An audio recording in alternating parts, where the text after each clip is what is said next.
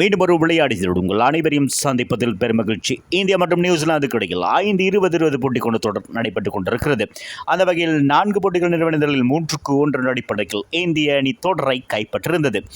ஆகவே 5வது இறுதியுமான போட்டி இன்றைய தினத்தில் திருவனந்தபுரத்தில் ஆரம்பமாய்ந்தது. குறிப்பிடத்தக்க இந்த போட்டியை பொறுத்தவரையில் நாணய சுற்றி வெற்றி பெற்றிருந்த இந்திய அணி தமது அணியை முதலாவதாக களத்தடுப்பை தேர்வு செய்திருந்தது.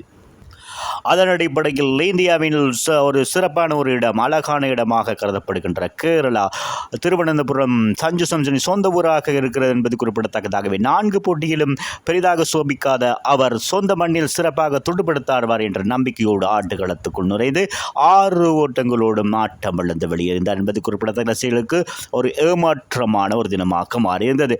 2.5 பந்தில் 31 ஓட்டங்களுக்கு முதலாவது விக்கெட் வீழ்த்தப்பட்டிருந்தது. சஞ்சு சம்சன் ஆட்டம் இழந்து தொடர்ந்து அபிஷேக் சர்மா அதிரடியாக ஆடிக்கொண்டிருந்தார். 16 பந்துகள் 4 ஓட்டங்கள் 6 ஓட்டங்கள் 2 இடங்களாக 30 ஓட்டங்களோடு ஆட்டம் இழக்க இந்திய அணி முதல் 5 பந்துகள் 48 ஓட்டங்களுக்கு 2 விக்கெட்டுகளை இழந்து தடுமாறியது. 3வது விக்கெட்டுக்காக சூரியகுமார் யாதவ் மற்றும் இஷான் கிஷான் ஆட்டுக்களம் ரணக்களமாக்கி இருந்தார்கள் என்பது குறிப்பிடத்தக்க. துட்டுப்பாட்டத்தில் 57 பந்துகள் 137 ஓட்டங்களை பெற்றுக் கொடுத்திருந்தார்கள். 2வது விக்கெட்டுக்கான 3வது விக்கெட்டுக்கான இணைப்பாட்டத்தில் இதில் சூரியகுமார் யாதவ் அணியின் தலைவர் 30 பந்துகளில் 4 ஓட்டங்கள் 6 ஓட்டங்கள் 6 இடங்களாக அதிரடியாக 63 ஓட்டங்களை பெற்றுக் கொடுத்திருந்தார் என்பது குறிப்பிட்ட. தொடரிலே 3வது அரைச்சதத்தையும் பெற்றுக் கொடுத்திருந்தார். 4வது விக்கெட்டுக்காக ஹார்திக் பாண்டியா மற்றும் இஷான் கிஷான் இணைந்து 12 பந்துகளில் 48 ஓட்டங்களை பெற்றுக் கொடுத்த வேளையில் இஷான் கிஷான் 43 பந்துகளில் 6 ஓட்டங்கள் 4 ஓட்டங்கள் 6 இடங்களாக 103 ஓட்டங்களை அபாரமான சதத்தை பெற்றுக் கொடுத்தார் என்பது குறிப்பிடத்தக்கது. 20 போட்டிகள் தன்னுடைய கன்னி சதத்தை பெற்றுக் கொடுத்திருந்தார். இந்திய அணி சார்பாக அதிவேகமாக 20 போட்டிகளில் பெறப்பட்ட 5வது சதத்தை இன்றைய தினத்தில் இஷான் கிஷான் பெற்றிருந்தார் என்பது குறிப்பிடத்தக்கது. ஆகவே 6வது விக்கெட்டுக்கான இணைப்பாட்டமாக ஹார்திக் பாண்டியா மற்றும் ரிங்கு சிங் 11 பந்துகளில் 28 ஓட்டங்களை பெற்றுக் கொடுத்திருந்தார்கள் என்பது குறிப்பிடத்தக்கது. ஹார்திக் பாண்டியா 17 பந்துகளில் 4 ஓட்டம் 6 ஓட்டங்கள் 4 இடங்களாக அதிரடியாக 42 ஓட்டங்களை பெற்று ஆட்டம் இழந்திருந்தார். ரிங்கு சிங் இறுதி நிலத்தில் ஆட்டம் இழக்காத 8 ஓட்டங்களும், சிவம் துபே 2 பந்துகளில் 6 ஓட்டம் இடங்களாக 7 ஓட்டங்களோடும் ஆட்டம் இழக்காதிருந்தமை குறிப்பிடத்தக்கது. இதன் காரணமாக நிர்ணயிக்கப்பட்ட 20 ஓவர்கள் 5 விக்கெட்டுகளை மாத்திரம் எடுத்து 271 ஓட்டங்கள் இமாலய இலக்கை அடைந்திருந்தார்கள் என்பது குறிப்பிடத்தக்கது இந்திய அணி. ஆகவே இது 20 போட்டிகளை பெறப்பட்ட அதிகூடிய 5வது ஓட்ட எண்ணிக்கையாகும் இன்றைய பதிவு செய்யப்பட்டிருக்கிறது என்பது குறிப்பிட்டது. இதற்கு முன்னதாக 2025ஆம் ஆண்டு இங்கிலாந்து மற்றும் தென்னாப்பிரிக்காவுக்கு இடையிலான போட்டியில் மான்செஸ்டரில் நடைபெற்ற போட்டியில் இங்கிலாந்து அணி 304 ஓட்டங்களை பெற்றுக் கொடுத்த 2 விக்கெட்டுகளை இதுதான் முதலாவது இடத்தில் இருக்கிறது என்பது குறிப்பிட்டது. இதற்கு முன்னதாக இந்திய அணி 2024ஆம் ஆண்டும் தென்னாப்பிரிக்காவுக்கு எதிரான போட்டியில் ஜோஹன்னஸ்பர்க்கில் நடைபெற்ற போட்டியில் 281 ஓட்டங்களுக்கு 1 விக்கெட்டை இழந்திருந்தது. 3வது அதிகூடிய ஓட்டம் பதியப்பட்டிருக்கிறது.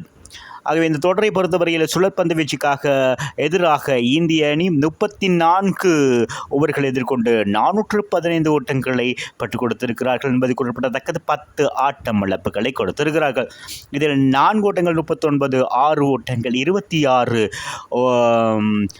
ஓட்டங்கள் பெற்றிருக்கிறார்கள் என்பது குறிப்பிடத்தக்கது இந்த சுழற்பந்து வீச்சிலே நியூசிலாந்துக்கு எதிராக. ஆகவே இந்த போட்டியை பொறுத்தவரை இந்திய அணி சார்பாக 23 ஓட்டங்கள் பெறப்பட்டிருந்ததும் குறிப்பிடத்தக்கது. இதற்கு முன்னதாக 2024ஆம் ஆண்டு ஜோஹன்னஸ்பர்க்கில் நடைபெற்ற போட்டியிலும் இந்திய அணி 23 ஓட்டங்களை பெற்றுக் கொடுத்தது சாதனையாக இருக்கிறது.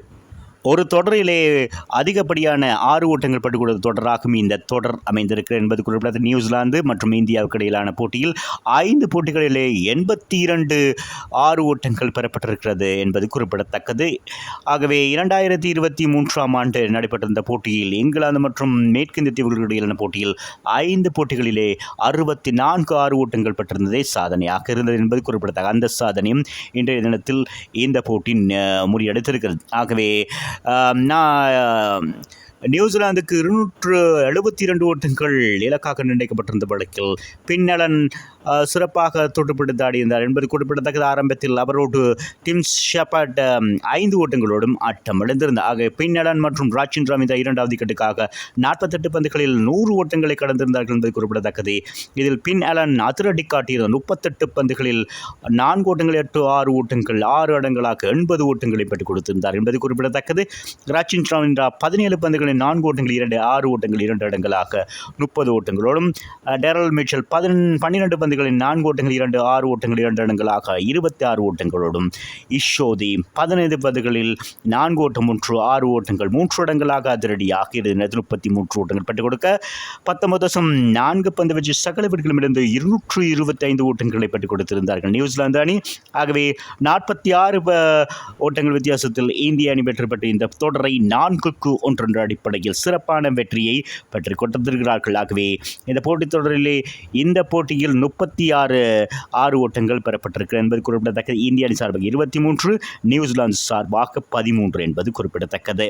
ஆகவே இந்திய பந்துவீச்சில் ஹர்ஷிப் சிங் 4 பந்துகளில் 51 ஓட்டங்களை வெற்றி கொடுத்திருந்தாரும் 5 விக்கெட்டுகளை வீழ்த்தியிருந்தார். அக்ஷர் பட்டேல் 4 பந்துகளில் 33 ஓட்டங்களில் 3 விக்கெட்டுகள், வருண் சக்கரவர்த்தி மற்றும் ரிங்கு சிங் தலா 1 விக்கெட்டுகளையும் வீழ்த்தியிருந்தார்கள்.